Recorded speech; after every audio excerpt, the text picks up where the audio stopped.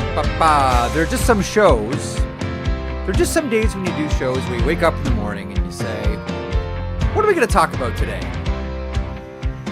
And then a couple of things fall from the tree. And as I like to remind you on a regular basis here on the program, low-hanging fruit is still nutritious. Thank you, Jim Rutherford. Thank you, Globe and Mail. Thank you, Gary Mason. I should, by the way, direct people to the Sekeres and Price show where they have a feature interview with the man who got the interview, Gary Mason of the Globe and Mail. And we'll talk a lot about the Jim Rutherford interview today, where he essentially said, yeah, despite what you may have heard from people like, well, I don't know, the players involved, we got a problem here and it's not going to get any better.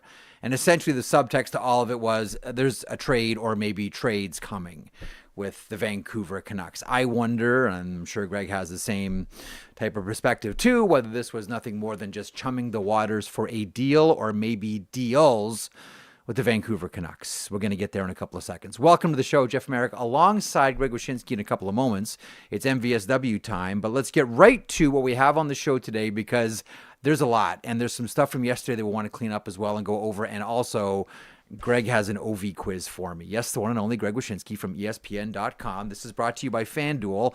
Daily Outlines presented by FanDuel, North America's #1 sportsbook app provider. Wish is our headline. He is every Tuesday here for MvsW.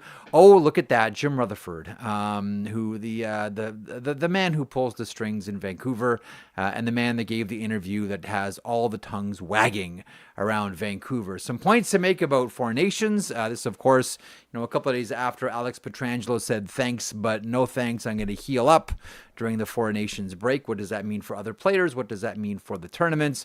Kaprizov surgery, 4 weeks. So he'll have that Four Nations break off to recover. What does that mean for the Minnesota Wild, etc.? And a couple of notes about the salary cap as well. As honestly, when we do these shows with Greg, this is all what we plan to do. But really, when you lay out the plan, when it's me and Wish together, it's always, that's the plan B. But one thing that I do know that we will get in is the Wish quiz, because he stays up very late at night into the wee hours to torture me with things and then send me texts in the morning saying, hey, I have an OV quiz for you.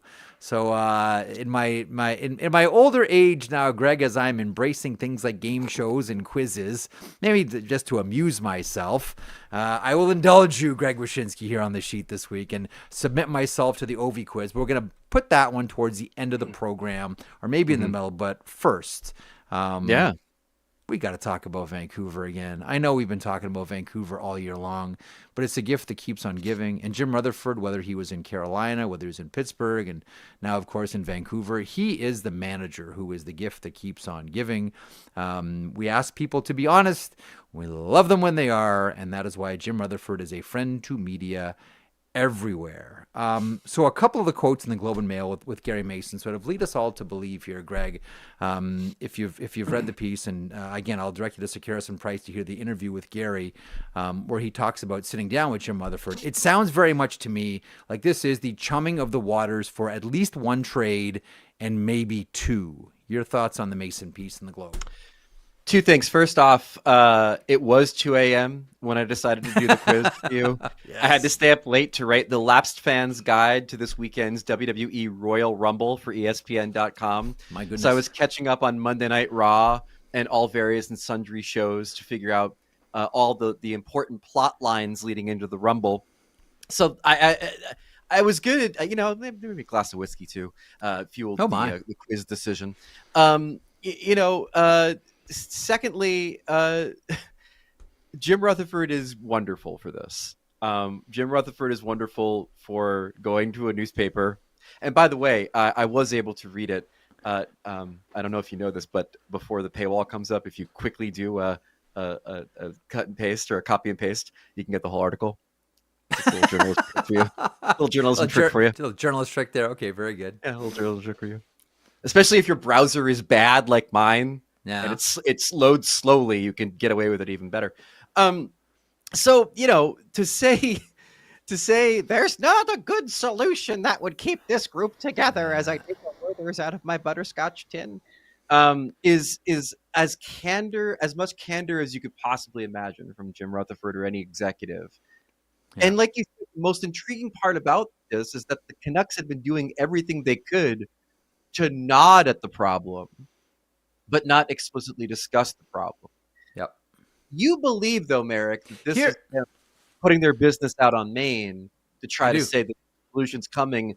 Let's put our offers on the table. One, I can't imagine that hasn't already been happening behind the scenes. And two, does it matter in the case of the guy they're most likely going to trade, JT Miller, who can control where he's going to be playing next? So there's a couple of things here, and I want to get to my thoughts on what's next now, specifically for JT Miller and for Elias Pettersson. But bracket that for 1 second. So I think this is, like I said off the top, this is preparing the marketplace for a trade. But most specifically, when you hear Rutherford talk, or you read him in this piece rather, he's preparing the marketplace for them to lose a trade. Like when you're reading how Jim Rutherford is talking about this, it's like, you know what? We're going to move a 1C. We're not going to get a 1C back. Maybe we can use these assets to do something else down the road and picks and blah, blah, blah, blah, blah. So it's not even just preparing the marketplace like, okay, crash landing coming here. It's be prepared if what comes back is pretty disappointing. And listen, Right. we all understand, and from day one, we've all been able to understand it publicly. Privately, managers have known about this for a while. These are two distressed assets. And you look at the seasons that they're having right now, and you may say, well, that's just indicative of, this relationship that's gone They're distressing sour. each other. Yeah. Yeah, right. So, Yeah. but I look at it and I say, so this is a manager here who's preparing the marketplace to lose a trade. Now, the other thing that I keep coming back to on this one, there's two other things I want to get to. They keep adding up in my head. It wasn't that long ago that JT Miller looked at assembled media and right at the camera and said, "There's no problem. Do you want Petey to come out right now?" And He's Elias lying. But here's the thing. Okay, pause. He was lying, obviously. Yes, of course he was. And Elias Pettersson essentially did the same thing with the big eye roll. Okay, Yeah. but now, here's the thing. By Rutherford doing this, what are those two going to get asked the next time there's a microphone and camera in their face? This is what your general manager said about your relationship. What is your comment? Essentially, it's going to be, are you lying now or were you lying then? And I understand the idea of these guys, in the middle of the season, doing what hockey players always do, and that's protect the hive, even if that means lying for their team. Managers do it all the time. Coaches do it all the time. Players do it all the time. The thing is, this is all wide open and in front of everybody's face. Yeah. So I feel, first of honestly, all, the next time these two are confronted by cameras and microphones, it's going to be spicy. you were going to say I feel. Were you about to say I feel bad for them? No, I don't. Well, hang on a second. I Okay. do feel bad for them in one sense, and I'm glad you asked me that. I think I've mentioned this to you before. Now, Gary Mason's interview, I just finished it before coming on the show, and it's really good. Again, it's Sakaris and Price. I encourage you to go and watch it. There is one thing that I do take issue with where Mason lays blame for this situation, where he talks about, it's essentially the player's fault. This is because of these two guys. They can't get along and they're blowing this team up. And I've maintained, we've talked about this before, I don't know that we can lay blame on both and say this is completely the players and they just need to get along and grow up and be men until we know what the issue is. There are some things you cannot come back from. There are some issues. Like I think the analogy I used with you a while ago is you can't expect the lamb to meet the lion halfway. That's not the way these things work. So until we understand and know what the actual issue is, I'm unprepared to say these two guys just need to grow up But put whatever differences they have, because there are some things you can't put behind you. You can't. You're talking around it. Because the way that you're talking would indicate that you believe there is probably one party more responsible for this than the other, and I believe the same thing. And it's probably the same person we both are thinking about, which is JT Miller. Yeah, that JT Miller has a reputation for being a prick of the locker room. That he's been accused of being a bully to Pettersson. It all adds Brad up Richardson said as much. We've had teammates say as much. We had Bruce Boudreau say as much. This is not news. This is not news. Exactly. So the idea that that both would be culpable, that, like you said, that there'd be any sort of inference of just bury the hatchet, boys. No. Like No. some things you just can't come back from. You know what this is reminds me of? I was talking to Seth Jarvis today at Carolina practice. Okay. Because when Mikko Rantanen walked into the room for the first time to see as a Hurricane, they had video of it. And everybody's just saying, "Hey, what's up? What's up? Hey, you know, the Finlands are all doing their secret handshake and stuff, you know, whatever." So like, but when Seth Jarvis met him, he walked up and shook his hand and said, "Hi, I'm Seth." And I'm like, wow, hold on a second. This is just like when somebody gets hired at your company. Like, there are some people that may know him from the industry. They met him at a trade convention or something. But for the most part, most of these people have no idea who this man is. They know him from his highlights, but they've never met the man. And it reminded me of the fact that these teams inherently are just companies. They're just workplaces. And have you ever had out there in Marek podcast and Videoland had a coworker or a classmate that you just could not get on with, that the hatchet could never be buried, that because of an incident or behavior or just their existence, you couldn't be in the same place, to the point where every day you come to work and you think, my God, I hate this place because of that person. That could be the existence of Elias Pettersson with the Vancouver Canucks. So I completely empathize with him. I'm not saying it's complete one-way street. I'm sure they're both culpable in some ways, one more than the other. But the thing about Rutherford here that I find very interesting, Jeff, is that as much as those guys are going to have to answer the question, Rick Tocchet's going to have to really answer the question. Because Rick Tocchet, more than anyone else, downplayed the idea that this was poison in his locker room. You know, and there hasn't been a real investigation as to what his role in this should be to try to maintain the peace, what he has done to maintain the peace. I think there are more questions I'd like to see asked of the coach in this situation than either of those two players, who will simply say, hey, it happens. There's an issue. We play on. We're a band of brothers. Blah, blah, blah, blah, blah, blah. Yeah. Talk to Tocchet about it. The other person in all of this, too, is the captain, Quinn Hughes. Oh, I do want to say one more thing. Here's another thing about the Vancouver Canucks. The Vancouver Canucks knew about this relationship, or the lack of a relationship, or the cloud over this relationship, before they signed both. They did. Right? I mean, Bruce Boudreau talked about it. When he got there, it was like there was an issue. Everybody knew it, right? Yeah. Ultimately, and then they made the decision, we're taking Miller and not Horvat, and that cost them the captain. They knew about this. This is no surprise. So, let's not let anyone there off the hook. They knew about it, and they said, we're still signing these guys to big ticket long-term deals here. I do wonder about Quinn Hughes. You know, when it came to the Vancouver Canucks, because I do wonder if there's going to be two trades here. For the longest time, I really do, because I wonder, because I don't even think, I'm speculating on this. This is not based on any inside information or whispers, but I do wonder, when you have a situation this big, Greg, this isn't just Rutherford, this isn't just Alvin, this is jumped from inside the room to amongst the media to the fans, and now you even have semi-retired sports reporters coming out of semi-retirement here to do interviews and blow the whole thing up on a Tuesday afternoon. This thing has exploded past, okay, it's in the hive and that's it. So I don't think today's article did have a real Bob McKenzie reappearing on coming July back. 1st, yes, break the biggest trade energy, didn't it? Tomas Hertl is going to Vegas.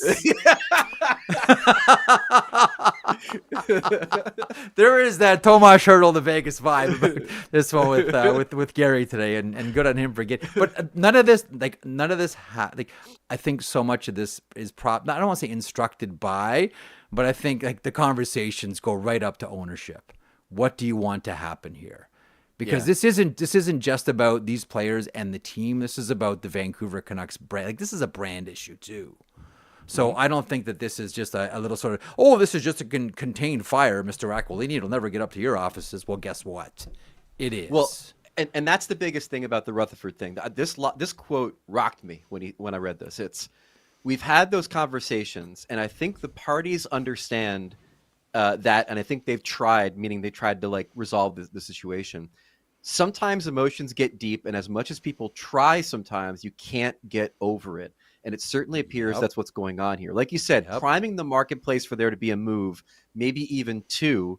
And then, you make a good point. I don't believe that, the locker room has banded together against JT Miller. There are probably people there that they're like, looking at Elias Pettersson saying, what the hell are you doing, man? This is a 100-point center who's amongst one of the better two-way centers in the game. He's going to go to like Colorado and help them win a cup or some such, like there's probably a faction in the locker rooms like, why can't you resolve this here? Okay. Because it's breaking up a good thing. That's gotten us to a really interesting point.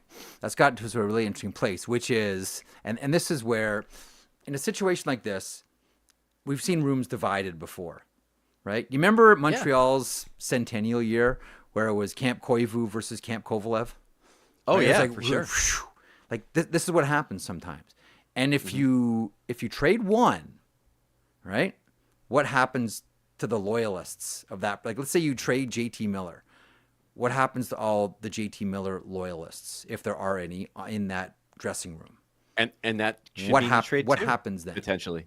Yeah. That's why I wonder if, and this comes from above Rutherford. I do wonder if Aquilini steps in and has said or says both. We can't have this. We can't have this anymore. You mentioned like you got priming the market for there not to be a good return. I think Rutherford that's said the it. Miller. But Rutherford hold on, said it. I think that's the Miller trade. That's not the Pettersson trade. Like you have to get some semblance of great return for Elias Pettersson because you can move him anywhere other than unlike Miller. Obviously he's a younger player. He's got a higher ceiling than Miller. I think you are. I made the joke when Carolina made the Rantanen trade that like the trade market for JT Miller is now the Rangers, and that might be accurate. I don't know. Maybe he's got other options on his plate, but whatever it is, the market is extremely small compared to the market for Elias Pettersson. And so I think you have to nail the Pettersson trade, even if maybe you take a loss on the Miller trade. Now you mentioned Quinn Hughes.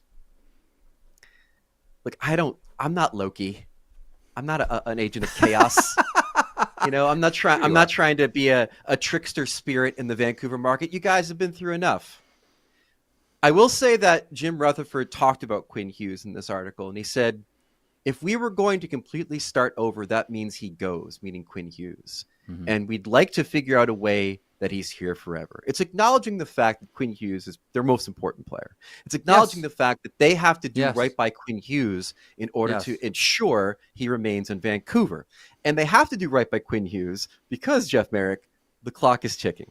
The clock is ticking towards 2027. That's when Quinn Hughes becomes an unrestricted free agent, free to go wherever he'd like in the National Hockey League. It's interesting. There's another date I'd like to mention. That'd be 2030. That is when Jack Hughes' contract with the New Jersey Devils is up. Oh my goodness. I would also like to mention what an about age. The age is 21. That is the current age of Luke Hughes, indicating he will still be a controllable asset for the New Jersey Devils in 2027. Oh, and by the way, you know what else happens in 2027? Andre Palat, Brendan Dillon come off the cap. Dougie Hamilton enters the last year of his contract, which is obviously something you can quickly buy out or send elsewhere. I'm just saying that if you don't do right by Quinn Hughes, there will be every opportunity for the New Jersey Devils to unite the Triforce. They've got two Hugheses. The laws of magnetism tell you the other Hughes will gravitate towards them from across the country. If you don't do right by Quinn Hughes. Every Devils fan is completely bobbleheading this one, and everyone outside of New Jersey is saying, "Is that written on CAA Pat Brisson letterhead?" Like where are we reading that one off of? let's get Quinn Hughes to New Jersey. That's right. Just listen. Just because I have a special phone that connects to Pat, so I can say, "Hey, Kevin Weeks just tweeted a picture of a bridge. Can you tell me if Sid's going to Colorado?" Yeah, that doesn't mean that I'm on CAA letterhead. I'm joking about that one, but you know what? I'll be honest with you. I think we all listen when you start thinking about Quinn Hughes. Where's the logical destination too? Like I know we're getting way ahead of ourselves, and I'm just joking around. But everybody's thinking that how can the brothers all get together if this thing is going to blow up? Of course they are. Here's another one. But let me just say this because now Vancouver's going to come after me. Look. In a perfect world, this all works out. Okay, in a perfect world, Pettersson stays. He's there with Hughes. He finds his game again once Miller's, playing an MSG. And then you can build off of that. It's a great foundation to build around. Hopefully Demko can figure himself out, and you've got yourself 3 pillars to build around. I want Vancouver to succeed. I don't like the idea of this personal issue causing, Jim Rutherford and Patrick Allvin to hit the detonation button on what should be a pretty good team. And so this is me. This is what, if I was Jim Rutherford and Allvin and Aquilini, I trade JT Miller, and I hope that enables Pettersson to become Pettersson again. I don't believe in trading them both right now. I think you trade one, you see how that impacts the other, and then maybe you don't have to worry about trading the other. So you know what? I don't think I've talked to you about this one before. I know we're all thinking to your point, and I think you're right. Like the trade market is to the Rangers, but there's another team. Nope. That brings along its own set of issues for Vancouver, where JT Miller would be a fit. Okay, I'm listening. The Dallas Stars. Okay. But do you think that Aquilini and Ghilardi are getting together to do a deal anytime soon? I mean, the conversation starts with, would he want to go there? Okay, that's where the conversation starts. And we don't know that for sure. But when you think about the Joe Pavelski-sized hole that exists in that lineup, and you think about, in particular this season, the money that they have available to them because of the Sagan injury, it makes total sense. They have young assets to trade, and ones, by the way, that are NHL ready. It all makes sense, but it all tracks back to, does he want to play in Dallas? Does he want to play in Colorado? That's another place that, to me, makes a lot of sense, because Colorado, they have a Nazem Kadri-sized hole at 2C that they've been trying to fill forever, and I think he could fill it for the next several years. Correct me if I'm wrong, but the last time that JT Miller was put out to market, there was the noise about the Penguins, and that deal, as I'm told, would have involved Marcus Pettersson and Kasperi Kapanen. But I believe Colorado was in on that as well. It's possible. I think they might have been. That Colorado was once there before. But one of the reasons why I bring up Dallas is because they're going big game hunting for at least one forward. And it's believed that Nazem Kadri was a target, and might still be a target for the Dallas Stars. But as the Calgary Flames keep on winning, thank you, Dustin Wolf, all of a sudden Craig Conroy was like, I can't move anybody right now with term. Why would I do that? We're giving these guys experience down the stretch. Maybe if you're going to get scotched in the first round, who cares? We're helping to develop our kids by having them involved in a playoff race here. So that one's not going to go anywhere. So if you're the Dallas Stars, you have to widen your net. Like a lot of teams, I think, I was mentioning this on my blog the other day, because of the success of the Calgary Flames. I mean, there are a lot of teams that were thinking, yeah, you know what, by the time deadline rolls around, we can get Raz, we can get Kadri, we can get these guys. Right. They're not doing anything right now. Like Craig Conroy's not moving these guys. So all of a sudden your net gets widened. And that's why I wonder, and man, I would love to be part of that. I'd love to. There are a few moments where you want to be the fly on the wall and hear the conversation.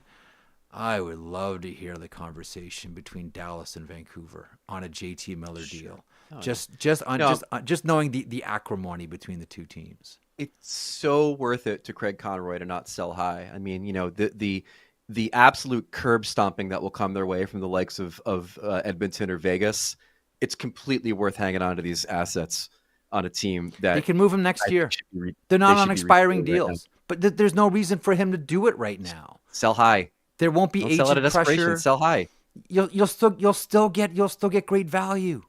You still can get more value now for Kadri now than you can next year. I'm telling you. But here's the thing: this delusion that Dustin Wolf has put into them, this inception that Dustin Wolf has done to the Calgary Flames to make them think that they are good when they are not, is one of the biggest detriments of this franchise in a long time. We're getting sidetracked here, but I want to make one final point on Calgary, and that is, one of the things about rebuilds is you have to have your players knowing what a full season feels like, not what a season up until trade deadline feels like, and then you fall off a cliff. I know you might look at them and say they're empty calorie games because they're going to get starched in the first round in 4, but I think those are valuable games for your younger players. I think there's value in players. I think they need more of them is the issue, and I think to get more of them, you've got to be bad. That's my Zane take on the Parekh is Flames. coming, and Zane Parekh is going to solve everything. So just stop it, Greg Wyshynski. I realize that. Anything more you want on Vancouver? We got more to get to, and I knew this one. This would be like the watermelon off the top of the building, just splashing on the sidewalk. Just the candor of it. I mean, I think it's really important that everybody understands now, A, there's an issue, and B, that it's an issue that will not be fixed. And by putting those cards on the table, it allows them to do business and make the market feel okay about it. I don't think that this was a smoke signal to anybody in the NHL that, hey, we've got an issue here. Can you come in and give us your best Everybody offer? knows. Like, they've really been negotiating on both. By the way, the interesting thing about the Rantanen Vancouver Colorado do-si-do with Carolina, there's no way they would have ever put Natchez in a deal for Miller. Like, that's overpayment. He was definitely going to Vancouver for Pettersson, I think, if they could have pulled off something. And I wonder what ultimately. I definitely think he was. I definitely think he was. And I wonder ultimately what that package would have looked like. Like, we kind of know the ins and outs of what the Rangers are offering for Miller. I wonder what the package Carolina put on the table and the package Vancouver put on the table for Pettersson would have looked like in comparison to what they eventually traded for Rantanen. I think it would still be players. Like, I don't think it would just be like, here's Bradley Nadeau, here's Scott Morrow, here's a first-round draft pick, because Vancouver's still in go-for-it mode. Right. You know, the thing that made this whole deal work is they had a team, a third party here, that had their eyes on 2026, right? 2025, Carolina eyes on 2025, Colorado eyes on 2025. They needed a team with eyes on 2026, and they got it in Chicago. Could have got it in Buffalo, but they also had the Taylor Hall. Anyhow, did you discuss that, by the way? Did you discuss the Chicago of it all and the compensation? Like, are you in the camp that they did well for themselves here, or no? Oh God, no.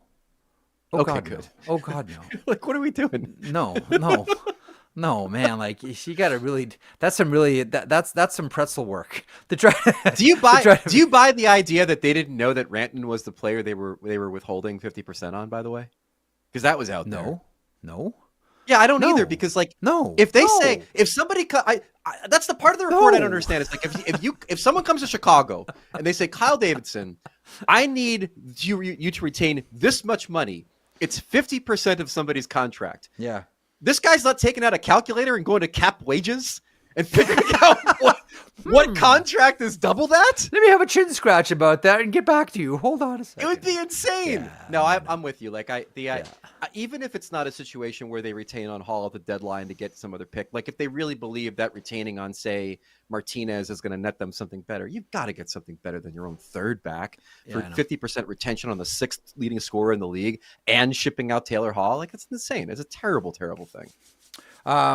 Okay. Again, I'll direct everyone to the Sir Harrison Price show and the interview with Gary Mason, available right now on the Sir Harrison Price YouTube channel. And that show is outstanding, and it's really interesting. The interview with Gary is about 18 minutes long. But the only thing, again, that I have exception with is just saying, like, oh, these two need to get over it. Until we know the issue, there's, I don't know. I'm uncomfortable saying just get over it. Just, they can't. Just think of that coworker. Think of that person that's across the room. They're in their cubicle, and you just look over there with loathing eyes. If they're by the snack machine, you are not at the snack machine. That's the person I'm talking about, and that's JT Miller and Elias Pettersson right now. Okay. Elsewhere around the NHL, I knew you would have thoughts on this one. Pietrangelo says, got some bumps and bruises. Going to take a pass on the Four Nations. It was a cozy 5 minutes ago that you and I talked about how, Brady Tkachuk was saying, we have no group chat. We'll get around to it. Don't worry. It's on the horizon. How are you feeling about Four Nations these days? Oh, I still think it's going to be a banger of a tournament, but I reported on this yesterday. You might have mentioned it on the show yesterday. I don't know, but the fact that they're not going to apply the All-Star rules we mentioned to the Four Nations tournament, where in the All-Star game, if you skip it, you get named to it, you skip it, you have to miss either the game before or the game after the break. Yeah. They're not applying that rule. So what does that tell you? It tells you that maybe they're treating the Four Nations tournament differently, but it also tells you that they probably think there might be a couple of guys that don't play. And maybe they're in the Pietrangelo situation where they continue to play for their team, but they want to use that time to rest up, and they don't want to penalize those players. And that's fine. A little inconsistent, but that's whatever. I don't like the All-Star game rule, for example. So, we're fine with this, NHL. I think in his situation though, Marek, like it makes sense. If he's on Team Canada in 2026, I don't think he needs to audition at Four Nations. And he has had international glory. He probably sees this thing as being lesser than World Cup, Olympics, probably maybe even Worlds.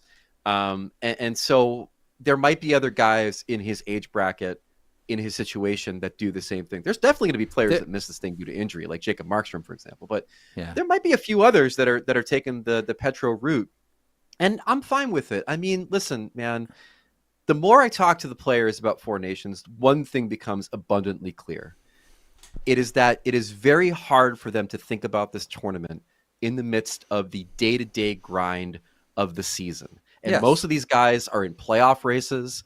And I talked to Sebastian Aho for a long time today about Finland and Four Nations and everything. And he said, like, you know, it's almost impossible to think about this thing until you're in it, because, you know, every single day you're looking at the standings, you're battling these other playoff teams. Like, having the tournament in the middle of the season is going to, I think, produce better product because these guys are in better shape than they were in September for World Cup. But it also is going to take a lot of, I'm intrigued to see what the mental energy is for these guys who are in the playoff grind right now and have to put the brakes on that to play in a tournament that requires engagement and requires you to feel emotion and get hyped up to play Sweden or get hyped up to play Canada or whatever. And it is a complete mind shift for these guys to go from what they're doing on a daily basis to now being in what's an exhibition tournament with absolutely no history to it.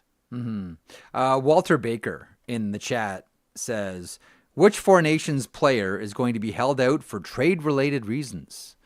Greg Wyshynski. Did someone just leave the bench on Sweden? He's being held. What's going on? You know, I did wonder about this. Yeah. How many teams will delay making trades until the tournament is over for fear of injuries? Sure. I mean, or have a false trade deadline before the tournament starts to get all that business done beforehand. I don't know, but I will say this. I think that when it comes to injuries in Four Nations, I was talking to a GM the other day about this. Not all injuries are made the same, right? Like if a player is dealing with a wrist or a hand, you know, shoulder maybe, like they're probably going to play in Four Nations. They're probably going to do that. They want to represent their country. They want to get ready for 2026. It's an honor to wear the Leaf or the USA or the Three Crowns. But if it's a groin, if it's a knee, I mean, I think they're important for skating. Greg, are those? I'm new to hockey. Is that you need those to skate? There's going to be some tough conversations, I think, with players that are on real contenders that could certainly use 3 weeks of healing time versus playing in a tournament that was, again, just invented because we didn't want to invite Russia. Let's be honest. Hey, you have a thought on Kirill Kaprizov, by the way? That's a total bummer. The entire thing is a total bummer because if this guy was healthy, he probably wins the Hart this year. Like he was trending in that direction of being, you know, everyone seeing him as the tugboat pulling along the Minnesota Wild offense this season. And I think they'll be fine. I mean, if the surgery timeline through Four Nations, he should be back. You know, the West is pretty well settled outside of the last wild card spot, or so it seems. So they should be fine. It just sucks because he was having such a good season and finally getting the traction and the spotlight that he deserves for being the player that he's been for Minnesota for so long. But again, it is. I mean, listen, like I just joked about, it's advantageous to not have Russia in this tournament because now you can get the surgery and be out and not have to worry about, you know, missing your team's national team games. Dan Henney in the chat. What's the name of the book Glow Pucks Behind You Wish? Oh my God, it's my book.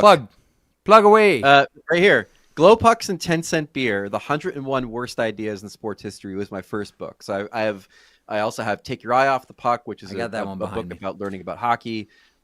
Me and Down Goes Brown and Dave Lozo wrote a book about our own top 100 list that came out before the NHL's list and was better, I think. But Glow Pucks and 10-cent Beer. So real quick, it was a book that I wrote as a magazine article. The 101 Worst Ideas in Sports History. Quick hit. going to be, in the middle of the magazine. And my editor at the time, like, what do you think, sir? And he's like, people don't like lists.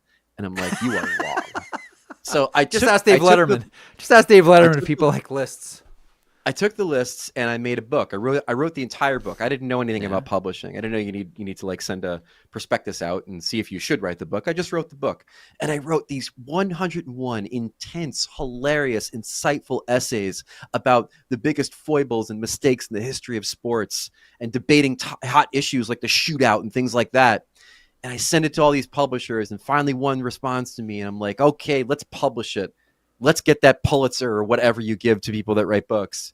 And they're like, you know what we think about your book? We think it's great. We also think it's square and should be on top of toilets. And so I had to go and I had to cut out like 75% of the book. It's really good. It needs to be square and sit on toilets. Yeah, that's awesome. It's good and concise and funny and great. I still am very proud of it. What a great line. But it was very grandiose. But you come to find out as a young writer that the vision that you have for your work is not always the vision that others have for it. And sometimes when they're willing to pay you, you have to listen to their vision quite intensely. People don't like lists. People don't like lists. Made my entire career out of lists after that conversation with that editor. The guy who used to be on NBC late night that went over to CBS. That guy, whole career. He made some lists. Yeah, he made occasionally. Some lists. Okay, we spent a lot of time on Vancouver, so we're gonna get heavy on time. But I want to subject myself to your quiz. Please. I want to do this. So, it's a quiz about Ovechkin or Ovechkin's goals Let me tell you what it's about, Marek. So as you know, pasta intake before games. No, it's Tinted as you know, there's a great Marek versus Wyshynski tradition of doing quizzes on this show. It used to be on Game Show Friday. We don't have a show on Friday anymore, so I guess it's Game Show Tuesday by that regard. So nice. This quiz I'm going to give you this week, Marek, is kind of based on an episode of Puck Soup that I recently participated in. Okay. It's the Ovechkin goalie victim quiz. I'm going to give you the name of a goaltender from the Ovechkin era, who played in the Ovechkin era. Yeah. And you tell me whether Alex Ovechkin scored at least one of his 875 career goals through Monday's games against one of these goaltenders. So it's a simple yes or no quiz, fast moving, intense, like people love about our show. How many questions? How many goaltenders? It's 7. It's 7. Okay. It's 105. No, it's 7. Okay, here we go. All right. Goaltender number 1. Mm-hmm. Did Alex Ovechkin score on Rick DiPietro, formerly of the New York Islanders? Yes, he did. You say that with such conviction, like you remember the goal. No, I'm just figuring that they were in close proximity, even though I would imagine the majority of Ovechkin's goals early in his career were in the Southeast Division, so it was probably a lot of Kari Lehtinen goals. I'm gonna say DiPietro. Yes, I'm gonna say yes to Rick DiPietro. I will not be asking you about Andrei Pavlik, for example. He will not be a name that you get. We know that Ovi scored a few. He scored on Lehtinen. He scored on Cam Ward is probably in there too. The answer is yes. He scored 5 goals against Rick DiPietro. Okay. Before Ricky stopped playing hockey. Okay. Okay. So you're one for one. Goalie number 2, Kevin Weeks, my ESPN colleague and aforementioned photo of bridge tweeter. Kevin Weeks, yes or no? I think he was one of Ovechkin's earliest victims. I think it was like in one of when I was doing Leafs Lunch with Bill Waters, we would track this. Columbus was the first team he scored against because that was the first Pascal game. Leclerc. That's correct. Was it okay, I wasn't sure if it was Garon or Leclerc. Okay, you got me off the hook. I may have said Garon. Okay, so Pascal Leclerc, I think that Kevin Weeks was one of the first victims as well. So I'm going to say yes to Kevin Weeks. His second ever goal was against Kevin Weeks. The only goal he ever scored against Weeksy. And one, eh? 2 for 2, sir. 2 for 2. I'm nailing this one. This is easy. Give me a real quiz. Sure, let's go. All right, let's up the ante. Okay. Dominik Hasek, hockey legend, Hall of Famer Dominik Hasek. Did Ovechkin actually score against him? You say Dominik Hasek surrendered a goal to Alexander Ovechkin. And I want to say that Hasek was the oldest goaltender that he scored against. Interesting. I'm going to say yes, and Hasek is the oldest goalie. Well, I don't know about oldest goalie, but the answer is, of course, yes, that he did score one goal against I got a Dominik hat trick. I Hasek. already got a hat trick in 3 this for quiz 3. already. This is Done. impressive. No one's more impressed than me. No one's more impressed than me. Trust me. I'm gonna blow this. I'm gonna blow this. This is Obi scoring. This is Obi scoring 17 and 22 to start the season. Impressive. This is like defying your age. Impressive. Okay. Defying your age. Okay, go. Dan Cloutier, former Vancouver goalie, all around.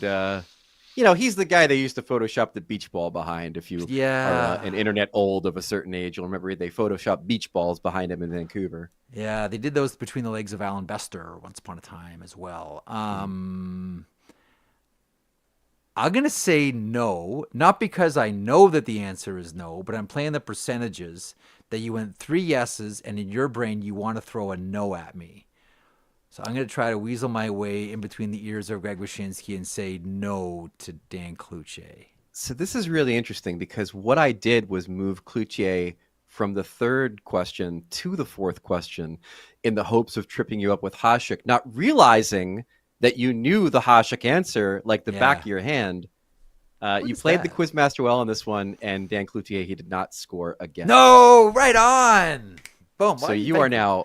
All right. You are now 4 for 4. This is great. This is like when I... This is who like... Who did he score? Sorry. Who did he score the most goals in the Western Conference against? That's a good question. Is it one of the questions? No, it's not. Okay. But I do think this reminds me of playing games with my eldest daughter when she was younger, where I would get very excited when she'd do well because it meant that we can continue playing games, and she wouldn't leave crying and frustrated. So your success here is encouraging. Stuart Skinner of the Edmonton Oilers is the next one up. Yes or no? Did Ovechkin get 1 or 2 or 3 by Stuart Skinner in his career? I'm gonna say I don't know, but I'm gonna say yes. I'll say yes. I don't know, but I'll say yes. That's correct. November 2022. I'm just assuming he scored on everybody though. 1 goal against Stuart Skinner. I do know one specifically that he never scored against. I'm gonna see if you ask it. This is incredible. If you get 2 more right, I'm gonna have Zach send you a prize. Just because that's the way it should work when we have guests on the show. You know what the prizes here are, Greg? 2/3 of the square root of sweet FA. That is the prize on the show. All right, here we go. Okay. Anthony Stolarz. He is. I could tell you. I'll spoil something. He has scored goals against Joseph Wall, but what about Anthony Stolarz? In Florida, yes. Ladies and gentlemen, the streak is over. Anthony Stolarz has never given up a goal. No way. Against Alex Ovechkin. Keep in mind that he spent so much of his time in Anaheim, right? So that's like maybe you're getting 1 game against him in those years in Anaheim. Hang on. Jeremiah in the chat says Devin Dubnyk is the answer. He scored on in the Western Conference. It's like 12. Devin we touched Dubnyk? on that. We did an Ovechkin goalie remembering some guys bonus episode for Puck Soup, and I remember that, and I was like, "That's stunning to me that he had so many against Dubnyk because Dubnyk never played in the Eastern Conference." That was a question. Like, who did he play? Who did he score the most against in the Western Conference? I would not have ever gotten there. It would have been a long time before I said Devin Dubnyk. Okay, all right. Finally, here we go. So yeah, again, no. I've already won this thing, Greg. 6. I've already won this. This is house money now. Oli the goalie. Oh, wow. Kolzig, Godzilla, Kolzig. Has Alex Ovechkin ever scored against his former teammate, Olaf Kolzig? The interesting thing about Kolzig is Ovechkin has a history of not being able to score against his old teammates. That is true. One of the goalies that mastered him was Michael Neuwirth, I believe. Has never surrendered a goal to Alex Ovechkin. I don't think that Vitek Vanacek ever surrendered a goal to Ovechkin either. I don't know about Ilya Samsonov. I'm going to go ahead and say no. No, you know what? No, screw it. Yes, he scored against Oli the goalie. Yes, I'm going to go yes. You're right about Vanacek, by the way. He hasn't scored against Vanacek? I don't believe so. Oli the goalie played only 8 games, not with the Washington Capitals. He played 8 games with the Tampa Bay Lightning in 2008, 2009. Did he give up one? And wouldn't you know it, in one of those games, they played the Washington Capitals, and wouldn't you know it, He scored? Alex Ovechkin put one past Olaf Kolzig in the 8 games that he played, No way. not with the Washington Capitals. Isn't that crazy? Okay, one of the great. Okay, so how many games did Neuwirth shut out Ovechkin? By the way, he has 2 against Ilya Samsonov. Okay, so he has scored against And Michael. And then I don't know how many games they played against each other, but you're right. Michael Neuwirth has never given up a goal against Ovechkin. So there's a great story with Pekka Rinne. Pekka Rinne made like 30 saves before surrendering a goal to Ovechkin, and it was like the last time that Rinne played against Ovechkin. If he didn't play that last game, it would have been like 30 saves, no goals. Wow. But then I think Ovechkin got like 1 or maybe 2 against Pekka Rinne, and then just like, well, would have been a great stat. Like he would have been, I'm guessing, he would have been more than Michael Neuwirth. Pekka Rinne would have been on top of that stat. But that's got to count for something. Like you stop him 30 times before he scores a goal. That's got to count for something. Here's what I have a question about, though. Yeah. The number one goaltender that Alexander Ovechkin has scored against is whom?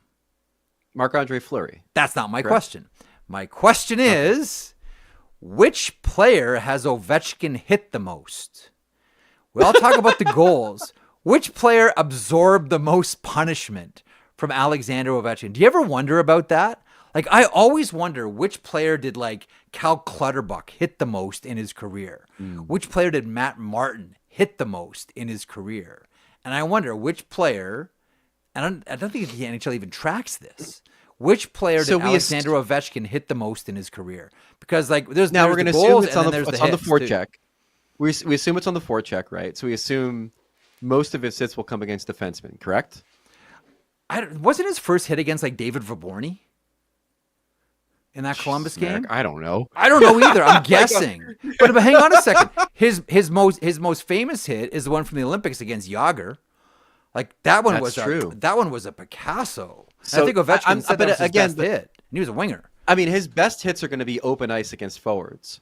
The question is, does he have more hits forechecking against defensemen? In which case, you have to look at like who played would Dan Boyle be one of them? You know, having spent so much time with Tampa, right? Southeast Division. Hold on. What about Ryan McDonough? Ryan McDonough, full run with the Rangers, then went to Tampa. Like, there's probably a lot of games he's played against him too. I don't know. That's an interesting question. I don't know. It'd also have to be a defenseman that was deployed a lot against Ovi as well. That would be the other thing too. Is like it'd have to be a top pairing guy because they're probably deploying them against Backstrom and Ovechkin too.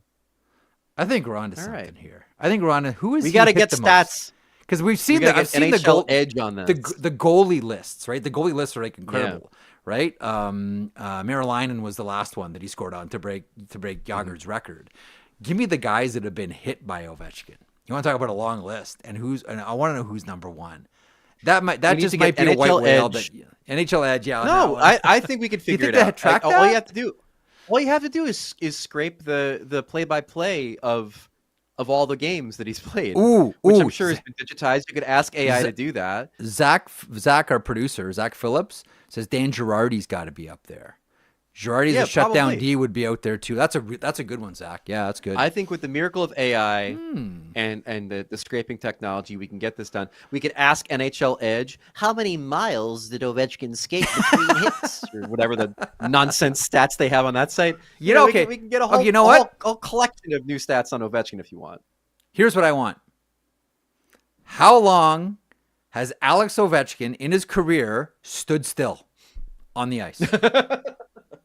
Oh, now here's the question, because I think there are two answers here. There's only one other person I think would rival him, and that's Phil Esposito, who when he got in front of the net did not budge. They used to say about Phil, if you had to get a crane if you wanted Phil to back check, right? I think it's between Ovechkin and Phil Esposito. I think we need that little pull down menu that you have on Natural Stat Trick for 5-on-5 and power play. Because I think the power play number, as far as how much has Ovechkin moved, might be incredible. It might Yeah, be staggering. you're right. It may be akin to a Greek statue, the amount of movement that he's had on the ice during the power play. That's good. Okay, so what was my final on the quiz? Did I go 6 for 7? 6 or 7. That's incredible. It's by far your best performance ever on a quiz. I should retire now because I will never do better than that. I will never do better. You should. You know what? That's a good idea. The next time we do this, we can bug Zach and see and test his knowledge for a quiz. I don't feel it's fair that I keep victimizing you. Zach would probably do better than me. I bet. Yeah, that's what I'm saying. Yeah, let's get Zach 7 next for time. 7. Let's bring in another. How about we both do questions and just torture? Oh, and pepper the boy. I love it. Yeah. Okay, I got to get hustling. I got a hard out at the top of the hour.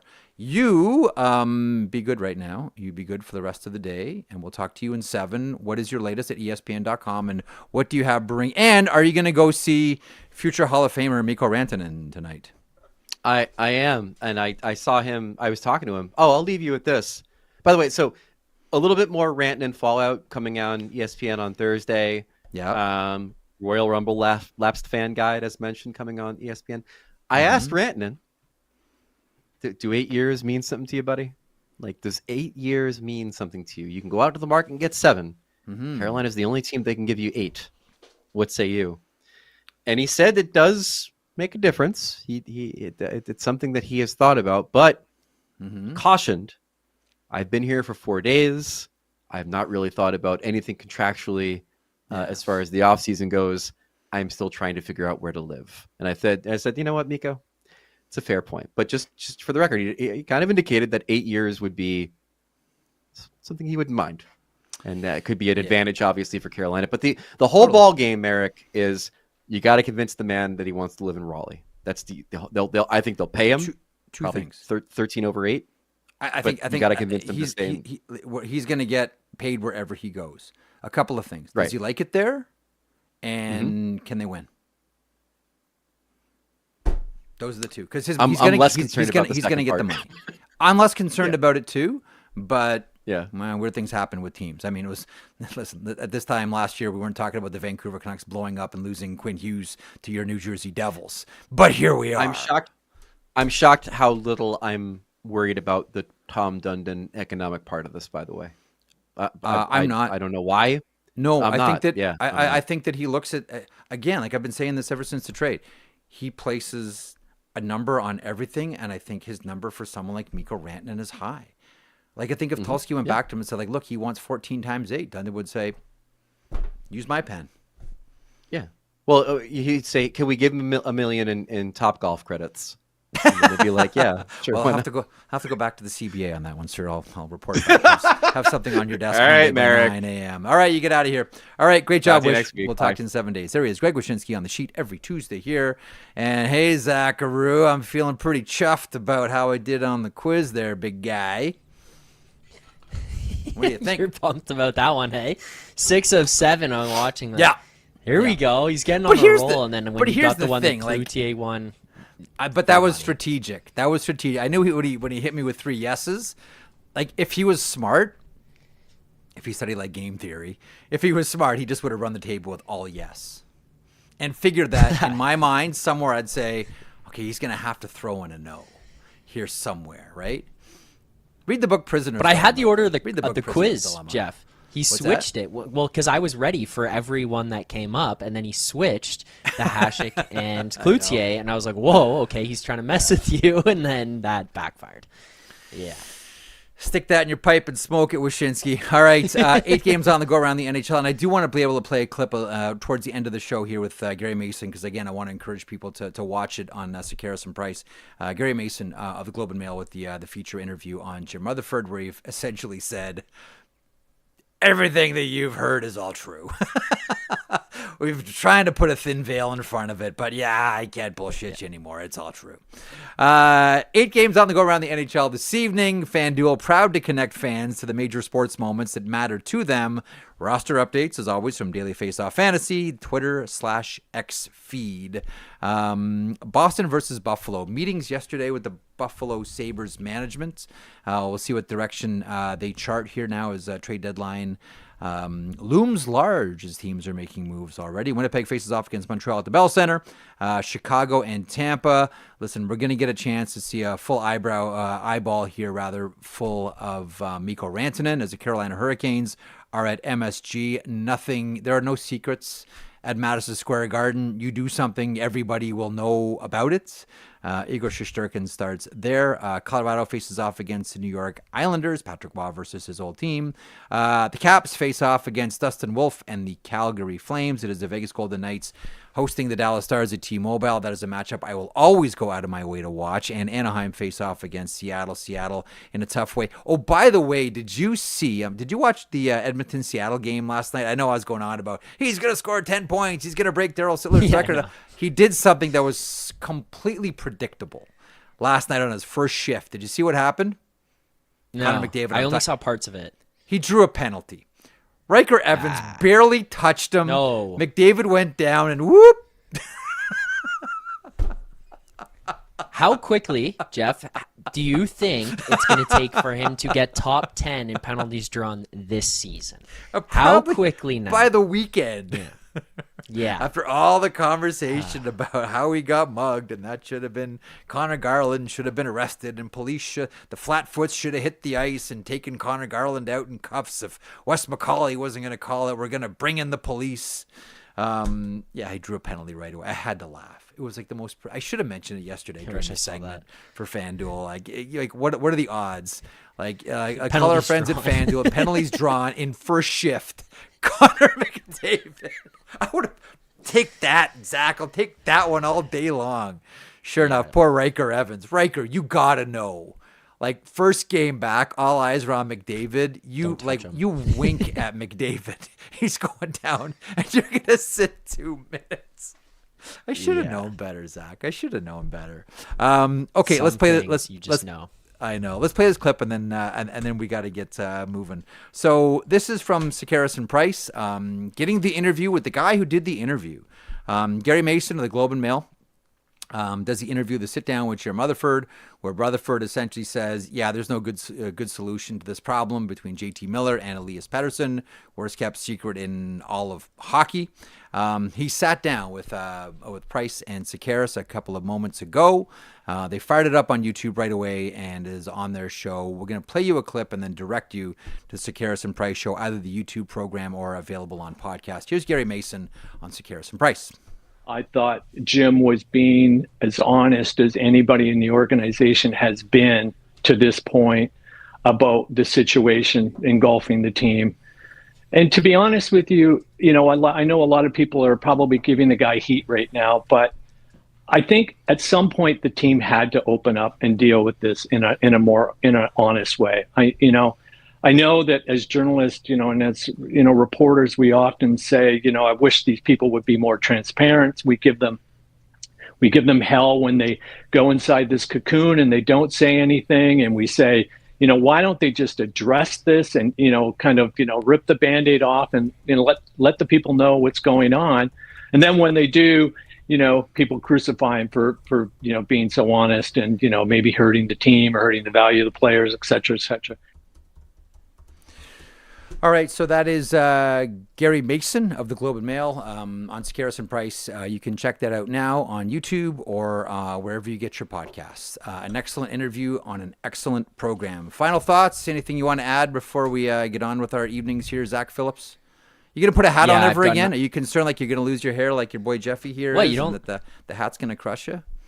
Oh yeah, look at you, man. You totally look like a hockey player. Like I swear, man.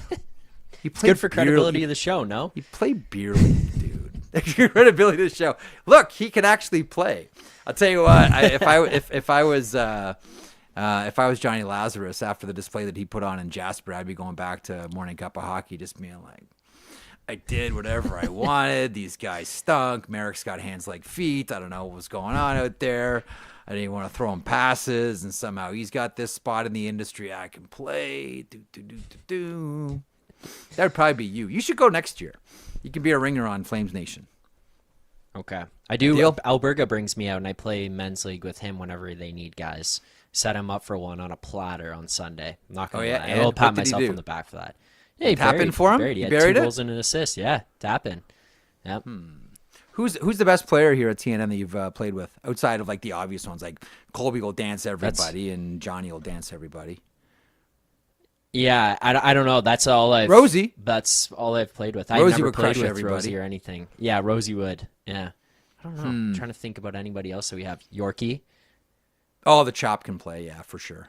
Yeah. But I mean, like, just of like, as Bricky would say, civilians here at the here at Nation Network. I haven't got Amongst to play the with anybody, civilians. so I guess Pinder, based on Pinder's what awesome. you've Pinder's described. great. Pinder's great. Yeah. Game 7 Pinder. I'm not even going to call him Ryan Pinder anymore. It's just Game 7. Yo, what's up, 7? That's my new nickname for him because like every single shift, it was awesome. It was awesome being his teammate. He was such a great teammate, man. He's like, Makes it and easy. you know, Boomer was there doing interviews and like cheering everybody. Like, Boomer was great. Like, I'll tell you, man, it's a great crew. But yeah, Pinder, man, I'm just call him 7 from now on because every shift. I guy was pissed Game off 7. Wish, by the way.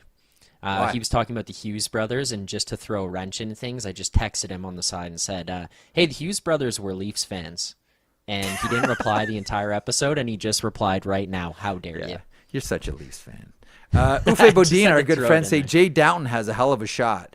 The thing is, it's hard to tell people's shots in pond hockey, right? Because of the tiny nets, so no one's like doing like back scratching slap shots or anything, or letting them go from like top of the circles. Although one guy wired one of my shins. Tell you that, Zach Phillips. I haven't stopped whining about that one ever since. Don't And bring you called shin me pads, before you'll you be left fine. and said, I forgot my, or when you were there, I forgot my shin pads. I didn't even bring a I helmet. didn't bring shin pads. Tyler Yaremchuk Yeah. had to bring me a bucket. So bad. What am I doing here? Just give it up, Merrick. Yeah, You're not 25 anymore. Okay, thanks to Wish for stopping by as he does each and every Tuesday. Thanks for joining us here on The Sheet, whether you're watching on YouTube, listening to the podcast, part of the chat or not, we love you all. Thanks for joining me. Back tomorrow, 3 o'clock Eastern. Don't forget, Morning Cup of Hockey tomorrow, 9 a.m. And then Daily Faceoff Live at noon. This program, this little show here, 3 o'clock Eastern, right here at our Daily Faceoff YouTube channel. Adjourned. Enjoy the games tonight.